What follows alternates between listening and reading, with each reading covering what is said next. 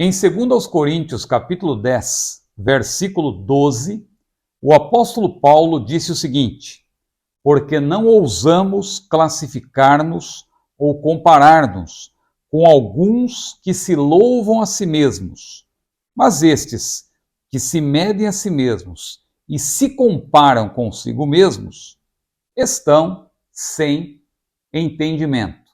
É interessante que comparar-se com os outros é algo comum do ser humano, embora nem sempre isso seja apropriado.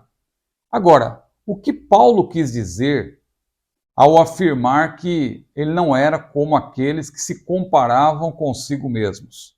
O que seria ou o que é comparar-se consigo? Será que é o mesmo que alguém olhar para o espelho e dizer: espelho, espelho meu, será que existe algum obreiro mais importante do que eu? Na lição de hoje, nós vamos falar justamente sobre isso. O que significa a autolatria? O que significa o narcisismo? O que significa a pessoa chegar ao ponto de não ver mais ninguém além dela e achar-se, como se diz hoje em dia, a última bolacha do pacote.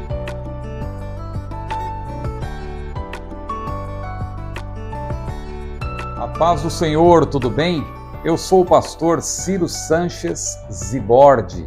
Está começando mais uma lição das lições bíblicas adultos da CPAD, terceiro trimestre de 2023.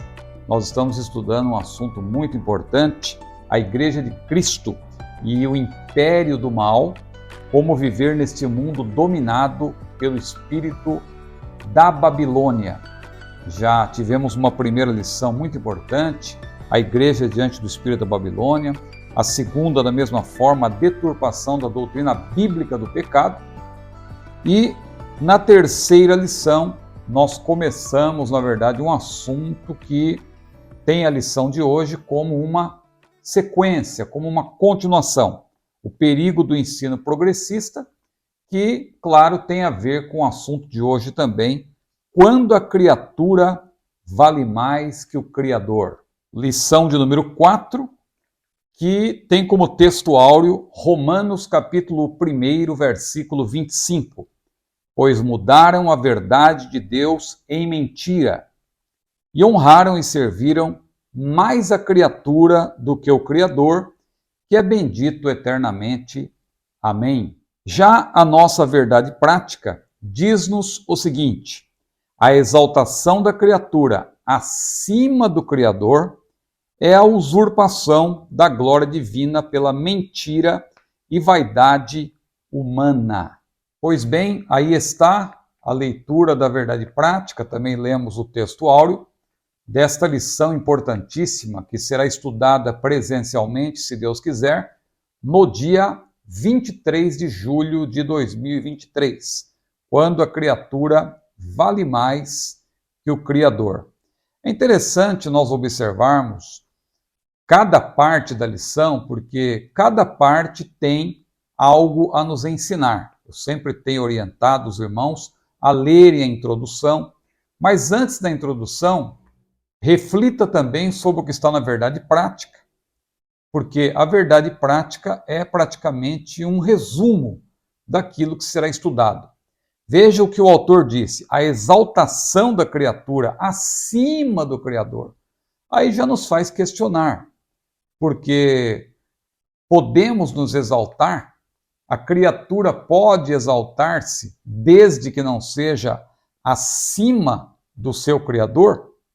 Que aqui o autor diz que a exaltação da criatura acima do Criador é a usurpação da glória divina pela mentira e vaidade humana.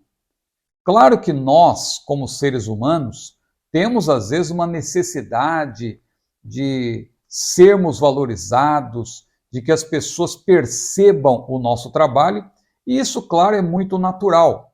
Agora, até que ponto, por causa dessa necessidade, nós podemos, assim, chamar a atenção para o nosso trabalho? É interessante que nós lemos um versículo no início desta videoaula, segundo aos Coríntios, capítulo 10, versículo 12. E se nós lêssemos todo o conjunto da frase, se nós lermos o contexto imediato, nós vamos ver do que ele está falando. Eu quero convidar você até para essa leitura agora, porque eu considero esse texto muito interessante e ele vai lançar bastante luz aí sobre a lição de hoje. Então veja, segundo aos Coríntios capítulo 10, versículos 12 a 18, nós já lemos o 12, mas vamos repetir a leitura e ler também o 18, até o 18. Porque não ousamos classificar-nos ou comparar-nos com alguns que se louvam a si mesmos. Ou seja, como o fariseu daquela parábola que Jesus contou. Graças te dou, porque não sou como os demais homens, roubadores, adúlteros, injustos. Não sou nem como esse publicano que está aqui ao meu lado. Então veja, comparando-se com os outros e louvando a si mesmo. Agora, Paulo vai mais além e diz, estes que se medem a si mesmos e se comparam consigo mesmos, estão sem entendimento. Porém, não nos gloriaremos fora da medida. Olha que interessante. Paulo está dizendo aqui que é possível nós falarmos de alguns dos nossos feitos sem nos vangloriarmos ou sem nos gloriarmos fora da medida, mas conforme a reta medida que Deus nos deu para chegarmos até vós. Porque não nos estendemos além do que convém, como se não houvéssemos de chegar até vós, pois já chegamos também até vós no Evangelho de Cristo. Não nos gloriando fora da medida, nos trabalhos alheios, antes tendo esperança de que, crescendo a vossa fé, seremos abundantemente engrandecidos entre vós, conforme a nossa regra. Agora veja o versículo 16. Para anunciar o Evangelho nos lugares que estão além de vós e não em campo de outro, para que não nos gloriarmos no que estava já preparado. Aquele, porém, que se gloria, glorie-se no Senhor. É pecado gloriar-se? Não, desde que seja no Senhor. O que significa isso? Você pode relatar algo que você fez, você pode falar, por exemplo, de um livro que você escreveu, de uma pregação que você ministrou, mas sempre dizendo, foi pela graça de Deus, graças a Deus, foi pela obra do Senhor, graças à ajuda do Espírito Santo, nunca chamando os holofotes para si, como se você realmente fosse alguém muito importante. Nós sabemos que nada somos se a graça do Senhor não estiver conosco, se o Espírito do Senhor não estiver na nossa vida, nos impulsionando. Podemos ter toda a bagagem necessária, um grande cabedal. Entretanto, se nos faltar a graça de Deus, nada poderemos fazer com eficácia. Por isso, aquele que se gloria, glorie-se no Senhor. Versículo 18. Porque não é aprovado quem a si mesmo se louva, mas sim aquele a quem o Senhor louva. Então temos aqui uma importante lição, já de imediato, nesta verdade prática, a exaltação da criatura acima do Criador é a usurpação da glória divina pela mentira e vaidade humana. Não é pecado nós falarmos dos nossos feitos, relatarmos aquilo que temos feito para Deus, mas sempre enfatizando que toda a glória pertence ao Senhor. Nada somos se Deus não estiver conosco.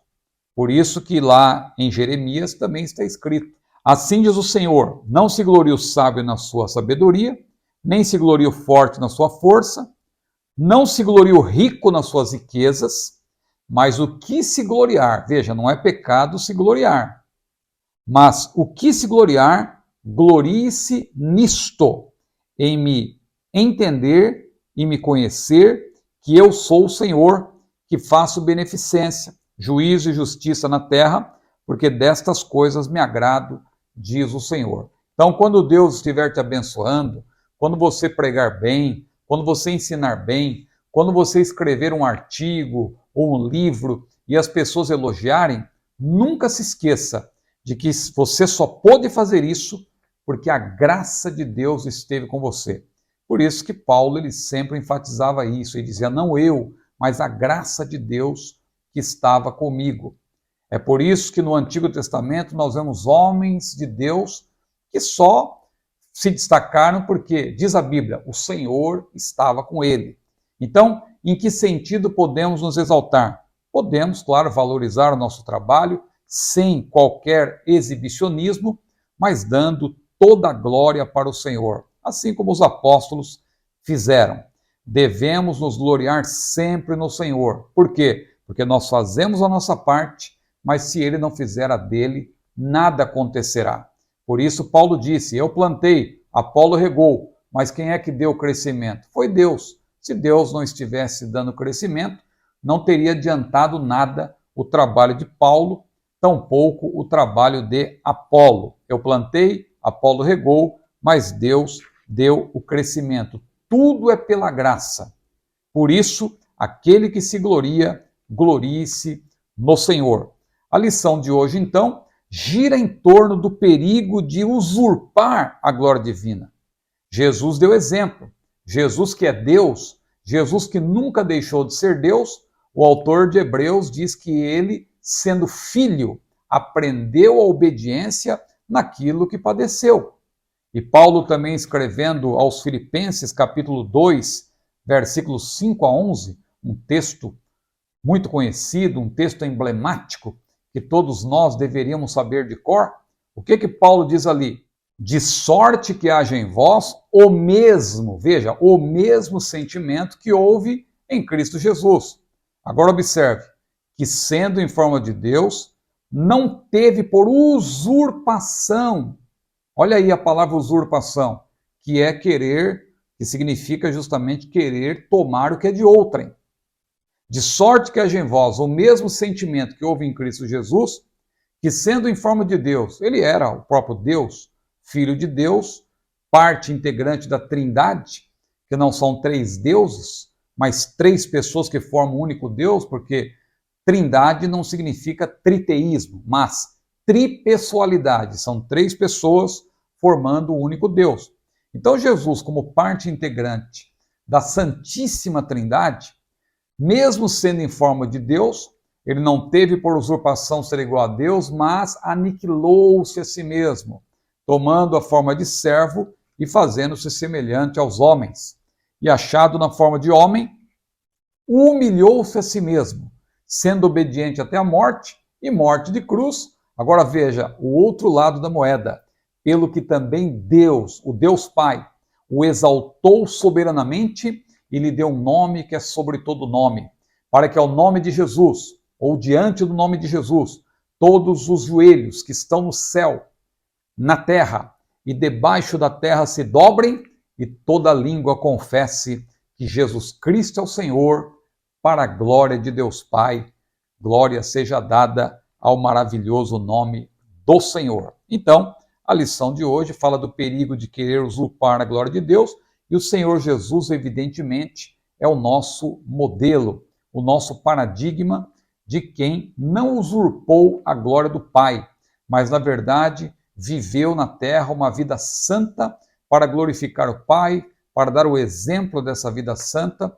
e também revelar a glória do Pai, porque o Verbo se fez carne e habitou entre nós e vimos a sua glória, como a glória do unigênito do Pai, cheio de graça e de verdade. Pois bem, o texto bíblico que estamos tomando como base para esta lição, o autor está utilizando, é Romanos, capítulo 1, versículos 18 a 25, que menciona a ira de Deus sobre a impiedade e injustiça das criaturas que se consideram mais valiosas que o próprio Criador. Quais são as características destes homens que querem ser maiores do que o Criador? O texto bíblico mostra que, mesmo conhecendo a Deus, eles não o glorificam como Deus, o que é iniquidade, ou seja, eles conhecem a Deus, mas mesmo assim eles não o glorificam como Deus. Outra característica é que eles desvanecem-se em seus discursos. Isso fala de exibicionismo, como no caso do fariseu da parábola que eu acabei de mencionar, mas a Bíblia diz no Salmo 138, versículo 6, que ainda que o Senhor é excelso, ele atenta para o humilde, mas ao soberbo Deus conhece de longe. Outra característica, eles são insensatos de coração. Por isso Deus os tem entregado às concupiscências do seu coração. Também, dizendo-se sábios, eles, na verdade, são loucos. Veja, nós vamos estudar na lição de hoje a respeito do iluminismo e nós vamos ver o que aconteceu com o mundo, mais precisamente a partir da Renascença, quando a razão humana e o próprio ser humano passaram a ser endeusados. E isso, infelizmente, ainda tem atingido muita gente. Na verdade, muito antes disso, quem introduziu esse tipo de pecado no mundo foi o próprio Satanás, quando ele tentou Eva e ali o primeiro casal fracassou, Adão e Eva. Nós vemos que a partir dali entrou o pecado no mundo, através de Satanás, que foi o primeiro a pecar contra Deus, e o pecado de Satanás foi justamente a soberba, o orgulho. Ele, na verdade, quis ser maior do que Deus, e ele então, ali, ele se tornou o modelo daqueles que infelizmente têm se rebelado contra Deus, das criaturas que acham que vale mais do que o Criador.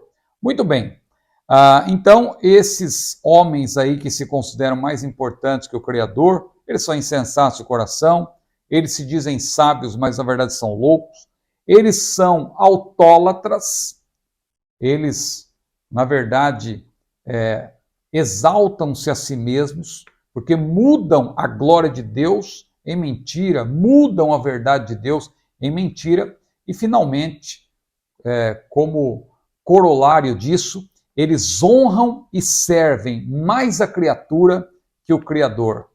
Por isso, Deus deixou de ser a medida de todas as coisas para eles. E, fazendo uma aplicação para os dias de hoje, nós podemos perguntar: como estão os nossos cultos? Será que nós não vemos muito também dessa autolatria e do antropocentrismo e do próprio egocentrismo, a egolatria no nosso meio? Será que os nossos cultos não estão sendo muitas vezes preparados para que tudo gire em torno do ser humano e das suas preferências? Será que em nossos cultos o ser humano não tem sido a medida de todas as coisas? Lembremos que o culto a rigor deve ser para Deus. Tudo o que fazemos, seja o nosso culto individual ou seja o culto coletivo, é para honra e glória do Senhor. Pois bem, o primeiro tópico, o desprezo à verdade, tem como primeiro ponto a impiedade e a injustiça. O termo impiedade, você sabe que é justamente o contrário de piedade. O que é piedade? O que significa, por exemplo, exercitar-se em piedade? Quando Paulo disse a Timóteo: Timóteo, o exercício corporal ou físico para pouco aproveita, mas a piedade em tudo é proveitosa. Exercita-te em piedade. Exercitar-se em piedade fala justamente de estar de frente para Deus. É esse o sentido literal de piedade, porque o termo piedade vem do grego eusébia, que significa literalmente estar de frente para Deus. Veja que a palavra Deus está presente em Eusébia. Daí vem, por exemplo, aquele nome Eusébio. Você já ouviu falar, por exemplo, do grande pai da igreja, Eusébio de Cesareia, grande historiador. Então veja, em inglês, a palavra piedade também é godliness. Por quê? Veja, Deus está presente, porque piedade significa estar de frente para Deus. Em outras palavras, significa ter comunhão com Deus. Eusébio significa exatamente o piedoso. Agora, impiedade, que vem do grego asébia, é a qualidade de quem nega essa devoção a Deus, de quem não tem piedade. Ou seja, em outras palavras, de quem é ímpio. E o ímpio, ele vive como se Deus não existisse. Por isso que o salmista disse que o nécio, que ali é também uma referência ao ímpio, ele não investiga, mas todas as suas cogitações são não a Deus, não a Deus. Então que nós atentemos para isso. E a injustiça, do grego adikia, literalmente é sem retidão. As pessoas que não temem a Deus, elas são injustas. Mas nós, graças a Deus, temos conhecido a justiça de Deus, temos sido também justificados, porque não existe justo de nascimento. Se hoje nós podemos ser chamados justos, é porque nós somos justificados pela fé.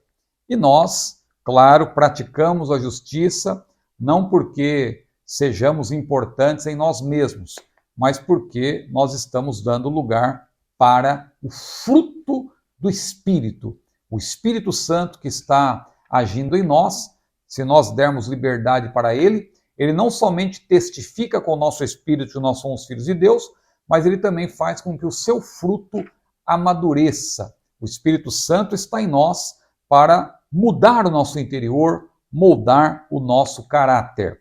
O segundo ponto, a insensatez humana.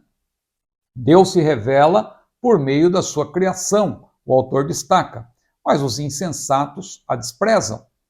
Paulo diz que as coisas invisíveis de Deus, tanto o seu eterno poder como a sua divindade, se entendem e claramente se veem pelas coisas que estão criadas, para que eles quem? Esses injustos, esses ímpios, eles fiquem inexcusáveis, ou seja, ninguém vai ter desculpa naquele grande dia para dizer, eu não sei, eu nunca fiquei sabendo a respeito do Criador. Não, a perfeição da criação evidencia que há um Criador. Deus se revela por meio da natureza. Mas o nécio continua dizendo que não há Deus, mas é bom dizer também que ninguém terá desculpas naquele grande dia, o dia do juízo final, o dia do trono branco. Veja agora o terceiro ponto, o culto à criatura. É o que nós já adiantamos e aqui nós vamos apenas enfatizar. Os ímpios têm preferido oferecer culto à criatura ou a si mesmos, têm cultuado a si mesmos, são ególatras, então eles têm preferido oferecer culto à criatura e não ao Criador. Hoje em dia é bonitinho, né, falar da mãe natureza, ou valorizar as potencialidades humanas. Isso não ofende a ninguém. Agora, crer num Deus pessoal, crer num Deus que criou todas as coisas, para muitos é feio. É feio admitir que existe um Criador por trás de toda essa beleza e harmonia presentes em nosso planeta. Na pós-modernidade, não há espaço para crer em Deus. Interessante que não há nenhuma oposição ferrenha ao ateísmo, ao panteísmo, ao politeísmo, ao deísmo, ao dualismo, nem tampouco ao agnosticismo, mas há uma oposição ferrenha ao teísmo. Eu citei aqui as 7 principais cosmovisões, que na aula anterior também nós mencionamos as principais cosmovisões. O deísmo, por exemplo, não vá confundir com o teísmo, que é racionalista, no caso, o deísmo com D, o teísmo não. O teísmo é a nossa cosmovisão, que crê que a Bíblia é a palavra de Deus, que crê que Deus é o Criador de todas as coisas, pela qual nós cremos em tudo isso, né? Esta é a cosmovisão da nossa posição judaico-cristã, nossa posição bíblica, é o teísmo. O deísmo com D, claro, é fundamentado na razão humana, no racionalismo. Você tem também o agnosticismo, que está de mãos dadas com o ateísmo, porque ambas as propostas aí advogam que Deus não existe, ou pelo menos você não consegue saber se ele existe ou não. Então, agnosticismo e ateísmo estão de mãos dadas. O politeísmo crê que há muitos deuses, o panteísmo crê que Deus é tudo e tudo é Deus, ou seja, não existe um Deus pessoal. Então, nada disso na pós-modernidade é ofensivo. A pessoa adotar o panteísmo, o politeísmo. Agora, quando você adota o teísmo, quando você diz que Cristo é Deus, quando você diz que Cristo é o Salvador do mundo, isso é muito ofensivo. Por quê? Porque a pós-modernidade é uma era que você sabe, também é uma era considerada pós-cristã. E isso vai começar a ser estudado a partir de agora, mais precisamente, no tópico 2. Veja, o tópico 2, a revolução do pensamento humano. O autor coloca aí como primeiro ponto o renascentismo, ou renascença, ou como se diz no francês, la renaissance. A renascença tem esse nome porque significa justamente renascimento ou reavivamento. Aquele movimento que aconteceu ali, especialmente na França e também na Itália, que começa ali em meados do século XIV e estende-se até o século XVII, quando também vai surgir, logo depois, o iluminismo. Os filósofos iluministas beberam exatamente na fonte da Renascença. Então veja que o renascentismo tem esse nome por quê?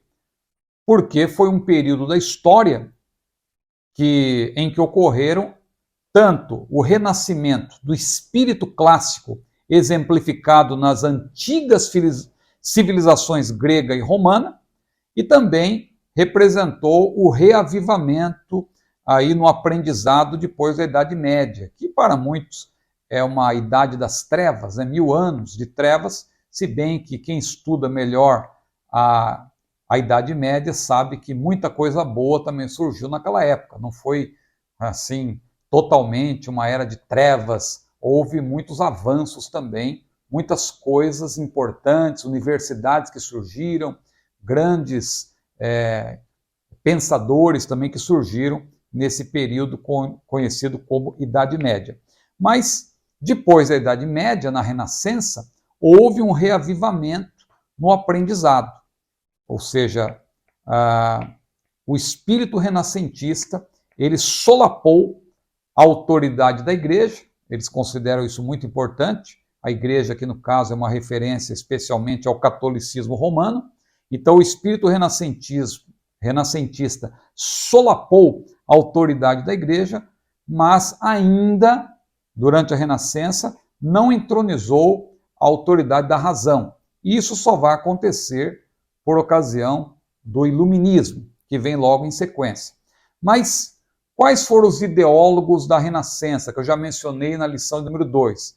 Poderíamos citar aqui como mais importantes Maquiavel, Copérnico, Francis Bacon, Galileu Galilei, Thomas Hobbes, Hugo Grotius e também o próprio René Descartes. Então veja, são alguns dos importantes ideólogos da Renascença.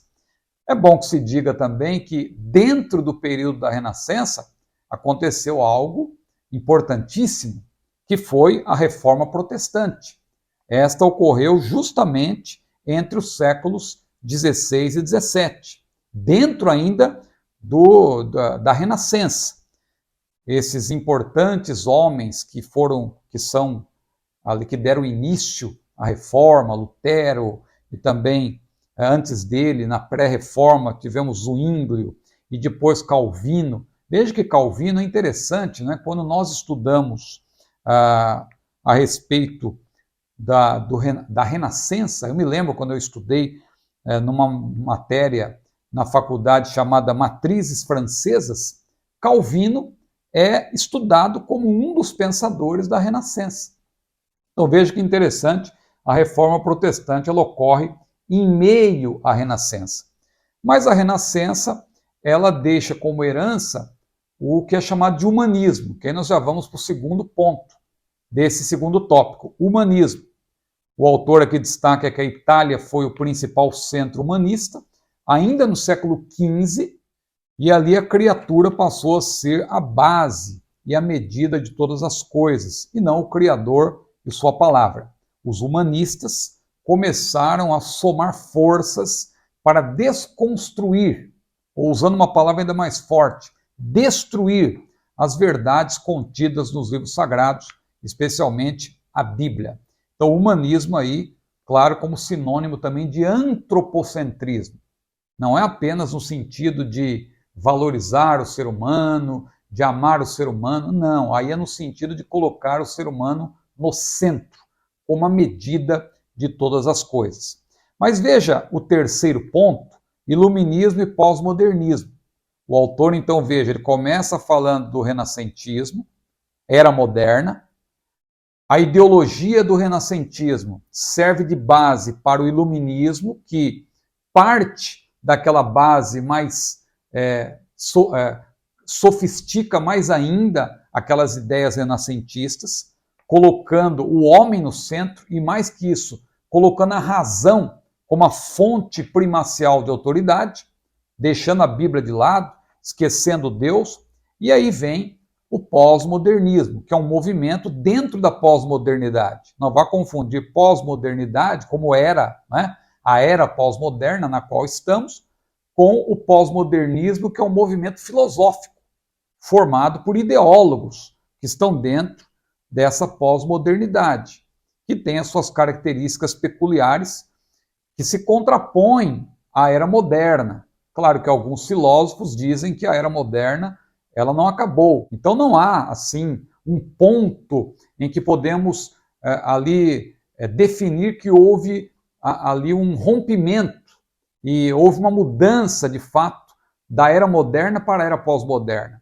É como se houvesse hoje aí duas eras, houvesse um conflito. Alvin Toffler falava, né, de aquele conflito de gerações e tal.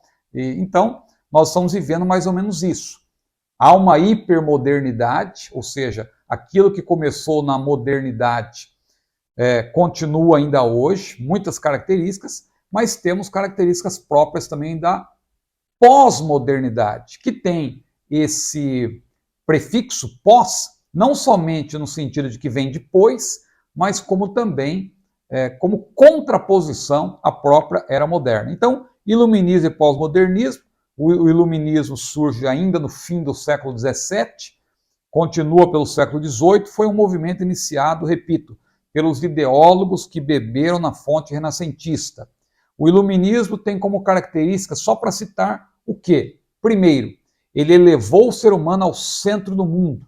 Aí está a base também do antropocentrismo, que endeusa o homem e diminui a deidade. Infelizmente, no nosso meio hoje, tem também um tipo de evangelho conhecido como evangelho antropocêntrico, que eu até menciono no meu livro, se você ainda não leu, Evangelhos que Paulo jamais pregaria. Um dos capítulos é justamente o evangelho antropocêntrico.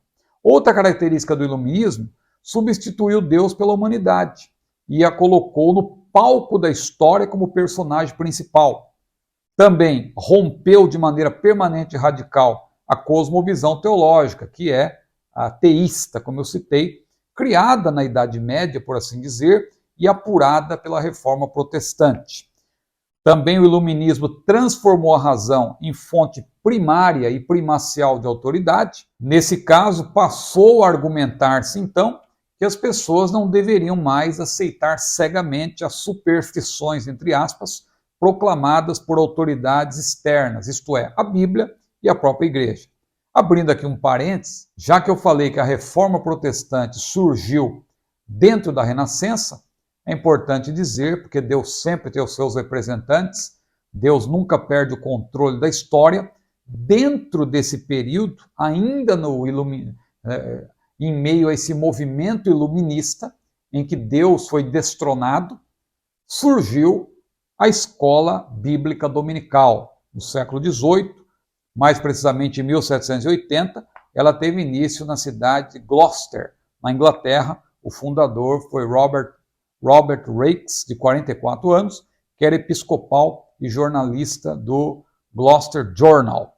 Mas o iluminismo, aí então, foi o ápice da era moderna, quando começou a Revolução Industrial e ali na era moderna priorizou-se o pensamento de filósofos iluministas como John Locke, Voltaire, Rousseau, Montesquieu, Diderot, David Hume, Adam Smith, Immanuel Kant, Benjamin Constant e assim por diante. Os ideólogos modernistas associavam a verdade e a racionalidade e faziam da razão e da argumentação lógica os únicos árbitros da crença correta. Para David Hume, por exemplo, se um livro não contivesse raciocínio baseado em matemática, fatos ou experiências, deveria ser queimado. Interessante que esse mesmo David Hume corria para ouvir aquele grande pregador Whitefield. Diz a história que numa certa ocasião David Hume estava correndo, alguém viu ele correndo e disse: mas onde você vai com tanta pressa? Não, eu quero ouvir Whitefield, que ele está pregando. Mas você é ateu, você não crê em Deus, você acredita que Deus existe? E David Hume, ele respondeu: olha, eu não acredito, mas George Whitefield acredita, então eu quero ouvi-lo, porque George Whitefield ele pregava com muita convicção. Muito bem, então são muitas as características do iluminismo e o pós-modernismo, claro, ele também, os filósofos, os pensadores pós-modernistas, eles bebem nessa fonte desses ideólogos que eu acabei de mencionar. Então, o pós-modernismo é um movimento que surge dentro da pós-modernidade. O prefixo pós aí indica que é uma era que sucede outra, pós-modernidade. Agora, o pós-modernismo é um movimento pós-industrial, um movimento pós-cristão, que nasce especialmente em 1960 e floresce nos anos de 1970, ao entrar pela filosofia justamente criticando o modernismo, cujos ideólogos principais são Nietzsche, Foucault, Marx, Gramsci, Darwin também, não é? Darwin e tantos outros são aí os pensadores que inclusive hoje são mais cultuados por aqueles que se opõem ao evangelho. Foucault, Nietzsche, Darwin e assim por diante. Muito bem. Então nós vamos avançando, mas só para destacar, as características então do pós-modernismo são, como eu já disse, é um movimento pós-industrial, porque surge após a Revolução Industrial. Os pós-modernistas também criticam de modo ferrenho a modernidade, embora, repito, muitos elementos da modernidade estão presentes ainda hoje. Eles são também naturalistas, não vá confundir naturalismo com naturismo. Naturismo tem a ver aí com nudismo e assim por diante. Agora, naturalismo é, na verdade, uma cosmovisão também, que é materialista, é ateísta, é humanista, portanto, contrário ou contrária ao sobrenaturalismo, e também é uma cosmovisão antropocêntrica que abarca, veja, o evolucionismo, as formas de religião em que o espiritual é concebido como inerente e assim por diante. É o que hoje em dia mais aqueles que se opõem a Deus abraçam. Os ideólogos do pós-modernismo substituem o otimismo e o positivismo do século XIX por um pessimismo corrosivo e opõem-se às antigas lealdades, a uma única fonte de autoridade e a um centro respeitado de poder legítimo e que todos possam recorrer. Ou seja, não há mais padrões comuns para se apelar a fim de medir, julgar ou valorizar ideias, opiniões ou opções de estilo de vida. O pós-modernismo prioriza muitas filosofias. O relativismo, que nós já citamos, principalmente em Foucault, o multiculturalismo, o pluralismo, o sincretismo e também o pragmatismo. Mas vamos para o terceiro tópico, tipos de autolatria, ou, como o autor está chamando, autoidolatria. São termos aí sinônimos, autolatria ou autoidolatria. Primeiro ponto, idolatria da autoimagem. É bom que se diga que idolatria é tudo aquilo que se coloca no lugar de Deus como objeto de adoração. A idolatria ela é objetiva. A pessoa não pratica a idolatria sem querer adorar alguém ou algo, colocando isto no lugar de Deus. Então isso é importante. A idolatria é um pecado que a pessoa pratica objetivamente. Ela coloca aquilo como principal na sua vida, deixando Deus de lado. Então veja, idolatria é sempre quando você coloca algo no lugar de Deus. Outro dia eu ouvi uma cantora gospel, talvez por ser nova convertida, não ter um conhecimento ainda claro das verdades da palavra de Deus, ela disse: olha, eu só tenho um ídolo, e antes no mundo eu adorava este ou aquele, mas o meu único ídolo agora é Jesus. Veja que afirmação infeliz, porque Jesus é Deus. Jesus não pode ser idolatrado. Jesus tem que ser adorado. Ídolo é aquilo que é colocado no lugar de Jesus. Então, Jesus não é o único ídolo. Claro que nós entendemos o que ela quis dizer, mas não deixa de ser uma afirmação infeliz, porque ídolo é o que se coloca no lugar de Deus, e não o próprio Deus. Então, Cristo não é nosso ídolo, porque ele é Deus. Ídolos são deuses estranhos, como diz em Êxodo capítulo 20, o autor cita, pessoas, por exemplo, havia o culto ao imperador no primeiro século, ao qual os cristãos se opunham e eram perseguidos por causa disso. Mas também ídolos podem ser o próprio dinheiro, o amor do dinheiro é a raiz de todos os males. Esse Paulo diz que a avareza, Efésios capítulo 5, versículo 5, é idolatria, e o próprio ego também. Não é por acaso que Jesus disse, aquele que quer vir após mim, veja, Jesus não obriga ninguém a segui-lo, mas se alguém quer vir após mim, negue-se a si mesmo, ou seja, negue o seu próprio eu, o seu próprio ego. Esse é o culto à própria imagem, ou também conhecido como narcisismo, ou egolatria. Então veja aqui que Paulo retrata o homem caído em 2 Timóteo 3, 2 a 4, como egoísta. O autor destaca, ou seja, amante de si mesmo, avarento, amante do dinheiro, odioso, sem amor para com o próximo, rebelde, sem amor para com Deus, hedonista, amante dos deleites. Uma pessoa não regenerada tem, claro, a necessidade de autopromover-se, exibir-se e glorificar-se. Não é o caso do salvo. O autor também faz destaque ao narcisismo. Para você saber a origem dessa palavra narcisismo, talvez seja bom você dar uma olhada na mitologia greco-romana.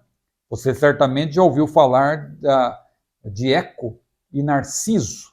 Eco era uma ninfa, era uma jovem que se apaixonou por Narciso, porque Narciso era também muito belo, muito formoso, e ela estava ali apaixonada por Narciso, só que Eco ela tinha um defeito, que ela falava demais, ela queria sempre ter a razão, ela acabou sendo punida por Juno, que tirou dela a capacidade de iniciar os diálogos, ou seja, ela só podia responder.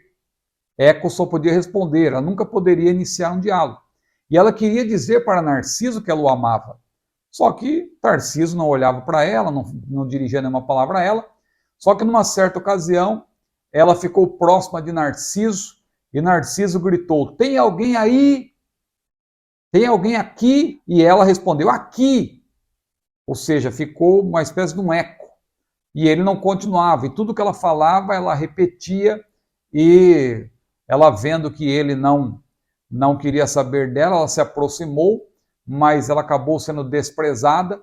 E ela ficou tão infeliz que, resumindo a história, ela acabou morrendo e só sobrou a sua voz. E a sua voz ficou impregnada nas paredes. Daí vem a nossa palavra eco. Eco. Agora, Narciso, ele era um rapaz que você percebe que ele não queria saber das mulheres.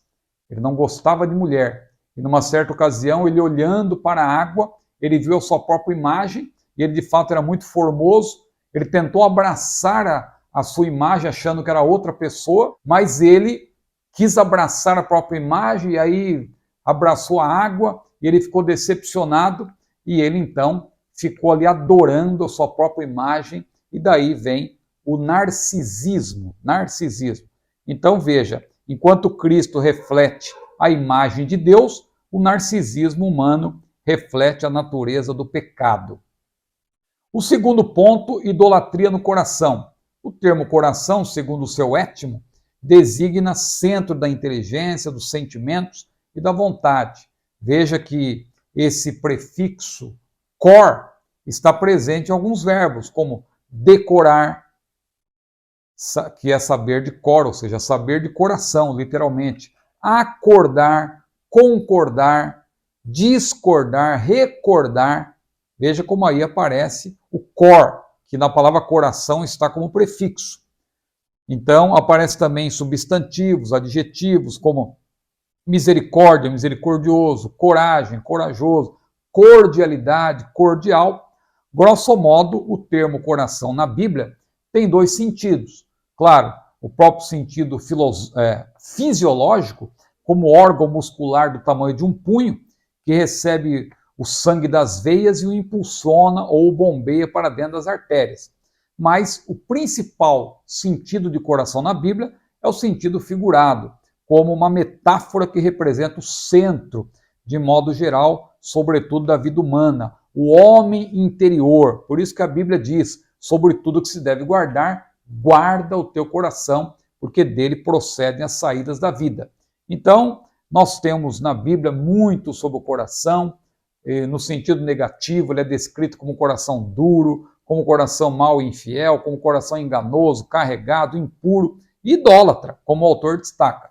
Mas graças a Deus que o coração também é apresentado no sentido positivo, um coração puro, um coração alegre que aformoseia o rosto, um coração que também é o repositório da palavra de Deus. Escondi a tua palavra no meu coração para não pecar contra ti. E também o Senhor disse a Moisés, essas palavras que hoje te ordeno estarão no teu coração. Veja, o melhor lugar para guardar a palavra não é na mente. É importante você ter a palavra na cabeça, você citar de cor, Gênesis, Êxodo, Levítico, Números, Deuteronômio, Josué, Juízes, Ruth, Samuel, 1 Samuel, 2 Samuel, 1 Reis, 2 Reis, 1 Crônicas, 2 Crônicas, Esdras, Neemias, Esther, Jó, Salmos, Provérbios e até Apocalipse, que maravilha!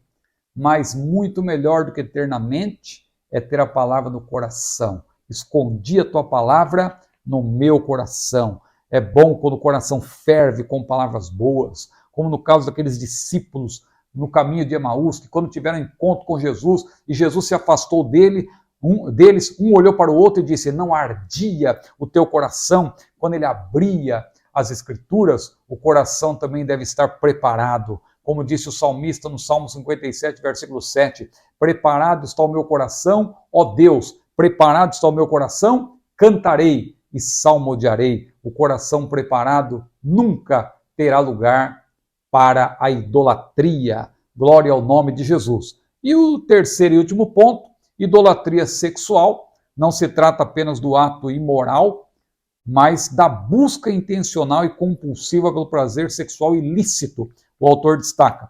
Isso envolve também, é claro, os pecados virtuais, cujas consequências são muito reais. A orientação bíblica para escapar desse mal é a seguinte, diz o autor, citando a Nova Almeida Atualizada, que é também uma das versões oficiais da Assembleia de Deus. Temos a versão corrigida, que é a minha preferida, de Almeida, mas também a atualizada na sua nova versão, que é importante também, que além da linguagem atualizada, ela também separa as perícopes, que às vezes nós temos a tendência de ler versículos isolados, e é importante que nessa nova Almeida atualizada você tem perícopes que ajudam você a analisar o versículo dentro do seu contexto imediato.